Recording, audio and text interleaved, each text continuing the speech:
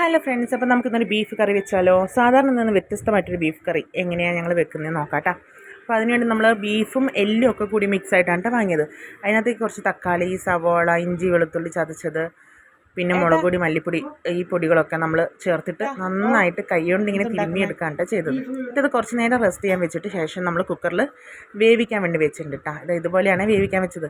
പിന്നെ പറയാൻ വിട്ടുപോയി, ഇന്നത്തെ ഷെഫ് എൻ്റെ ചേട്ടനാണ്. ആളാണ്. എനിക്കാണെങ്കിൽ ഹെൽത്ത് ഇഷ്യൂസ് കുറച്ചുണ്ട്, അപ്പോൾ അതുകൊണ്ടുള്ള ബുദ്ധിമുട്ടുണ്ട്. ആണെന്ന് മുഴുവൻ ജോലികളും ചെയ്തത്. അപ്പോൾ കുക്കർ ഏകദേശം ഒരു വിസിലടിച്ച് വന്നിട്ടുണ്ട്. ഒരു 6 വിസിലോളം ഞങ്ങൾ അടുപ്പിച്ചിട്ടുണ്ട് കേട്ടോ. ശേഷം ഇതുപോലെ നല്ല സ്മെല്ലായിരുന്നു കേട്ടോ. ഈ സമയത്ത് അടിപൊളിയായിട്ട് വന്നിട്ടുണ്ടായി, നല്ല മണം ഉണ്ടായി. അതെന്നെ മതിയിരുന്നു നമുക്ക് ചോറുണ്ണാം. പിന്നെ നമുക്ക് മസാലകൾ ചേർക്കണ്ടേ. അപ്പോൾ അതിനുവേണ്ടി ഇഞ്ചിയും വെളുത്തുള്ളിയും ചതച്ചത്, ഇച്ചിരി വെളിച്ചെണ്ണ എടുത്തിട്ട് നമ്മൾ അതിനകത്ത് മിക്സാക്കിയല്ല നമ്മൾ മൂപ്പിച്ചെടുക്കുകയാണ് ചെയ്യുന്നത്. അത് നല്ലോണം മൂത്തെടുത്തതിന് ശേഷം നമ്മൾ കറി കാച്ചുന്ന പോലെ, നമ്മൾ ഉപ്പേരി കറികളൊക്കെ കാച്ചുന്നത് പോലെ ചെയ്യാണ് കേട്ടോ. ഇഞ്ചി വെളുത്തുള്ളി നല്ലോണം ചതച്ച് നല്ലൊരു ബ്രൗൺ കളറായി വരുന്ന സമയത്ത് നമ്മൾ കുറച്ച് ചെറിയ ഉള്ളി എടുക്കുന്നുണ്ട്. ചെറിയ ഉള്ളി അത്യാവശ്യം നന്നായിട്ട് ചേർക്കണം കേട്ടോ. ചെറിയ ഉള്ളിയാണ് ഇതിൻ്റെ ടേസ്റ്റ്. അപ്പോൾ ചെറിയ ഉള്ളിയാണ് നമുക്ക് ഇതിനകത്ത് ചേർക്കണം. പിന്നെ ചതച്ചിട്ട് ചേർക്കാൻ വേണ്ടി ശ്രമിക്കുക കേട്ടോ. അപ്പോൾ അതവിടെ നിൽക്കട്ടെ. അതിന് മുമ്പേ തന്നെ അവിടെ ബീഫ് വെന്ത് തുടങ്ങിയപ്പോൾ തന്നെ ഏകദേശം കറിയെല്ലാം ഒന്ന് കാച്ചി വരുമ്പോഴത്തേക്ക് ആൾ തന്നെ എടുത്തെടുത്ത് പിടക്കുന്നുണ്ട് കേട്ടോ. മക്കളും കഴിക്കുന്നുണ്ട്, ഞാനും കഴിക്കുന്നുണ്ട്. അത് കഴിഞ്ഞ് പിന്നെ നമ്മൾ ചെറിയ ഉള്ളി ചതച്ചിട്ട് നമ്മൾ ചെറിയ ഉള്ളി ഇതിനകത്ത് ഇട്ടിട്ടുണ്ട്. അപ്പോൾ എല്ലാം കൂടി നല്ലോണം മൂത്ത് വന്നിട്ടുണ്ട് കേട്ടോ. ഈ സമയത്ത് നമ്മൾ വേറെ ഒന്നും ചേർക്കുന്നില്ല. പൊടികളൊക്കെ നമ്മൾ ഓൾറെഡി വേവിക്കുമ്പം ചേർത്തിട്ടുണ്ടായിരുന്നു. മീറ്റ് മസാലയും മല്ലിപ്പൊടി, മുളക് പൊടി, മഞ്ഞൾപ്പൊടി, ഗരം മസാല ഒക്കെ നമ്മൾ ചേർത്തിട്ടുണ്ടായിരുന്നു. അപ്പം കറി ഏകദേശം നമ്മളൊന്ന് ഉള്ളിയൊക്കെ മൂത്ത് വന്നതിന് ശേഷം നമ്മൾ കറിവേപ്പിലയും കൂടി ഇട്ടിട്ടുണ്ട്. അതിന് ശേഷം നമ്മൾ കുറച്ച് മല്ലിപ്പൊടി, ഗരം മസാല നമ്മൾ പൊടിച്ചതാണ്. പീടികയിൽ നിന്ന് വാങ്ങിച്ച് കൊണ്ടുവന്നിട്ട് നമ്മൾ ചൂടാക്കി പൊടിച്ചതാണ്.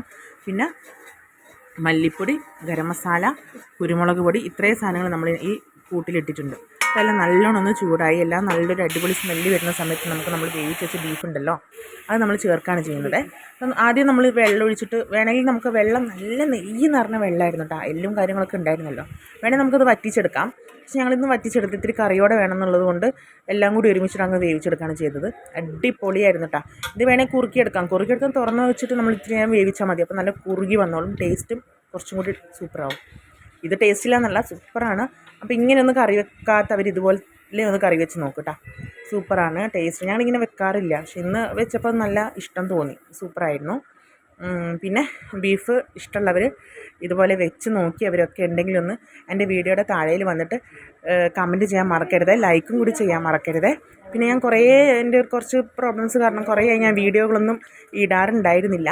ഇപ്പം രണ്ടാമത് ഞാൻ റീസ്റ്റാർട്ട് ചെയ്യാൻ വേണ്ടി ആലോചിക്കുന്നുണ്ട്. അപ്പോൾ എല്ലാവരും ഒന്ന് ഹെൽപ്പ് ചെയ്യുക. വീഡിയോസൊക്കെ കണ്ടിട്ട് മാക്സിമം നിങ്ങളുടെ ലൈക്കും കമൻറ്റും ഷെയറും സബ്സ്ക്രൈബൊക്കെ എനിക്കൊന്ന് കൂട്ടിത്തരാൻ വേണ്ടി ശ്രമിക്കുക. അപ്പോൾ പിന്നെ അത്രേ ഉള്ളൂ കേട്ടോ. അപ്പോൾ ഇതുപോലെ എല്ലാവരും ഒന്ന് ഉണ്ടാക്കി നോക്കി ചോറിൻ്റെ കൂടെയൊക്കെ കഴിക്കുക. ചോറിൻ്റെ കൂടെ ചേട്ടൻ കഴിക്കുന്നത് കണ്ടോളൂ. നല്ല അടിപൊളി കുറുവ ചോറാണ് കേട്ടോ. കുറുവ ചോറിൻ്റെ കൂടെ നല്ല ചൂടിൽ. ഇത് സംഭവം ഗ്യാസ് ഓഫും പോലും ചെയ്തിട്ടില്ല. അതിന് മുമ്പേ ആൾ പെട തുടങ്ങി.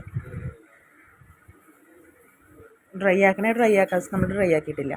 അപ്പോൾ ആൾ വേഗം അവിടെ പണി തുടങ്ങിയിട്ടുണ്ട് കേട്ടോ. അഭിപ്രായം പറയാൻ വേണ്ടി ആദ്യം തന്നെ കുറച്ച് ചോറെടുത്തിട്ട് തുടങ്ങിയിട്ടുണ്ട്. അപ്പോൾ ഇതിപ്പം ആളായി മാത്രമേ ഞാൻ കാണിക്കുന്നുള്ളൂ. പക്ഷെ ആൾ വന്ന് തിന്നാൻ തുടങ്ങുമ്പോഴത്തേക്ക് തന്നെ കുട്ടികളും വന്നു. എനിക്ക് ഒരു ഉരുള വാരി തന്നു. നല്ല ടേസ്റ്റ് ഉണ്ടായിരുന്നു കേട്ടോ.